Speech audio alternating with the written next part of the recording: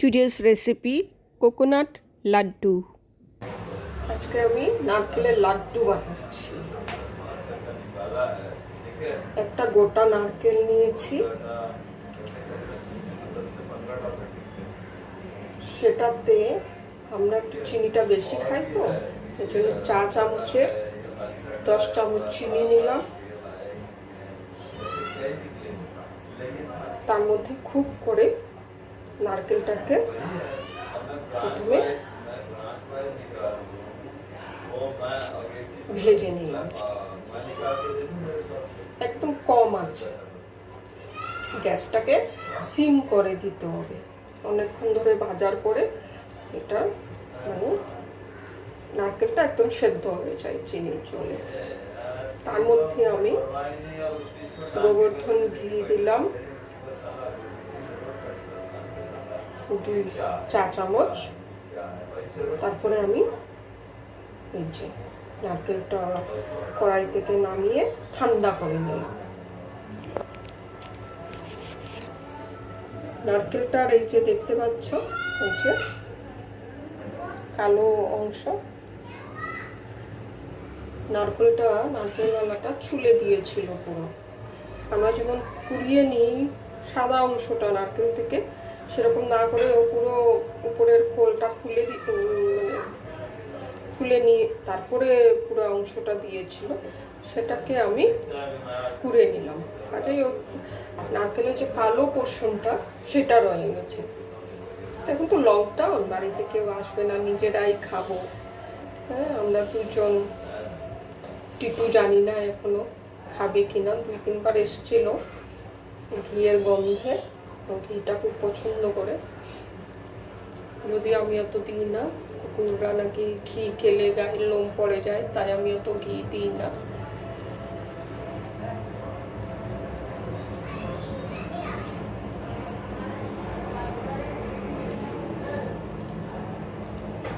দেখি ও খাই কিনা। তারপরে আমি এগুলো ফ্রিজে ঢুকিয়ে রাখবো। ফ্রিজে ঢুকিয়ে রাখলে ঠান্ডা যখন হবে, সুন্দর লাড্ডুগুলো খেতে খুবই। এই যে টিটুর আওয়াজ, কেউ এসছে বোধ হয়, তাকে ঘেবে করছে। আজকে আমি মালপোয়াও বানাবো।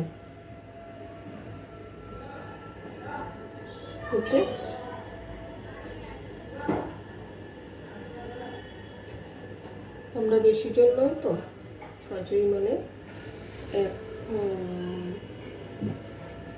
কত 2 গ্লাসের 1 পোয়া হবে, মানে আধা লিটারের থেকে একটু কম।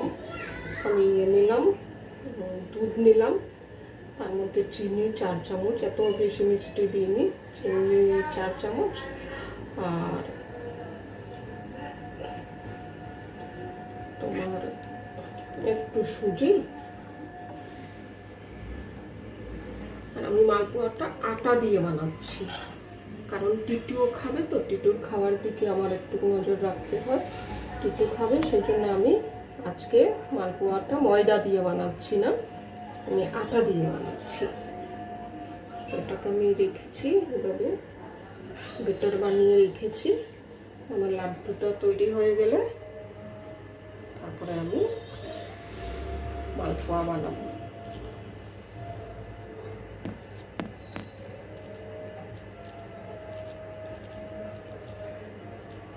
আমার মা খুব সুন্দর লাড্ডু বানাতেন। নারকেলটাকে একদম ভেজে নিয়ে তার মধ্যে ঘি, তারপরে চিনি এসব দিয়ে,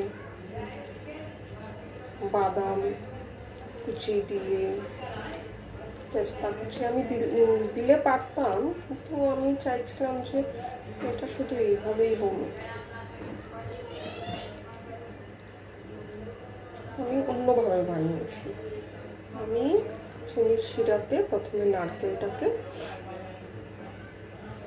যতক্ষণ না সেদ্ধ হয় ততক্ষণ নাড়াচাড়া করেছি।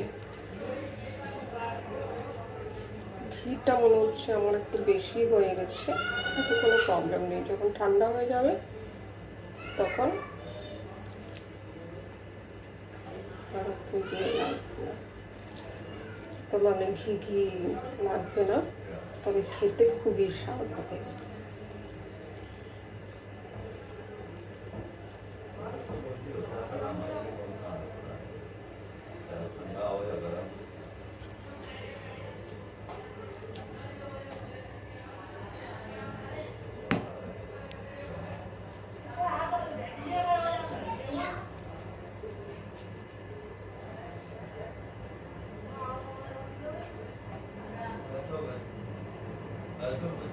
সকালে আমার কাজে আসলে আমি নারকেলটা কুড়িয়ে তারপরে আমি ফ্রিজে রেখে দিয়েছিলাম, তো আমি ভুলেই গেছি তার কথা।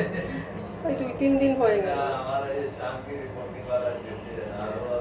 আজকে সকালবেলা কাজের মেয়েটা হঠাৎ ফ্রিজ খুলে কিছু একটা নেবে,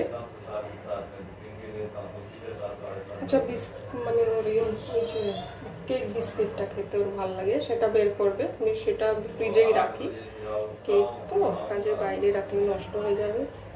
সেটা বের করে মানে একটু খেতে চাইছিল, আমি বললাম নে ফ্রিজে আছে বের করে নে। তো নিতে গিয়ে ওইটা দেখি, তাহলে কী করি ভাবি, ও আমাকে ভাবি বলে, ওর নাম শিল্পী, খুব সুন্দর নামটা। তো হচ্ছে কি গো ভাবি, তোমার এখানে নারকেল কুড়ানো দেখি, এটা তো আমি তোমাকে কদিন আগে দেখেছি ঘুরতে। আমার চোখ তো ভুলে গেছি। अरे यार एक चीज बता दूं, हर चीज करके देती। अभी एक चीज बता दूं, वो एक व्हाट्सएप आया, सकून ने दिया 3 पेज का हाथ से लिख के, ये मैंने डिलीवरी करी जब भी मैंने।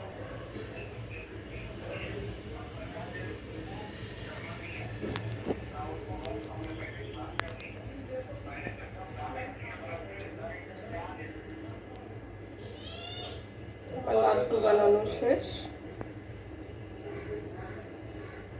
ঠান্ডা করার জন্য এবার আমি এটা ফ্রিজে রেখে দেবো। डिस्कनेक्ट हो रहा है, आवाज नहीं आ रही। संजय जी हेलो,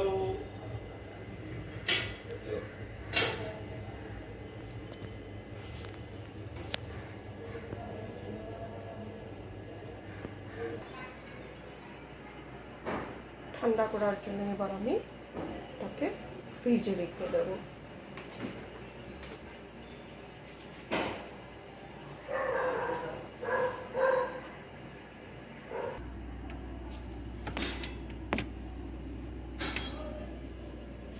ফ্রিজে রেখে দিলাম।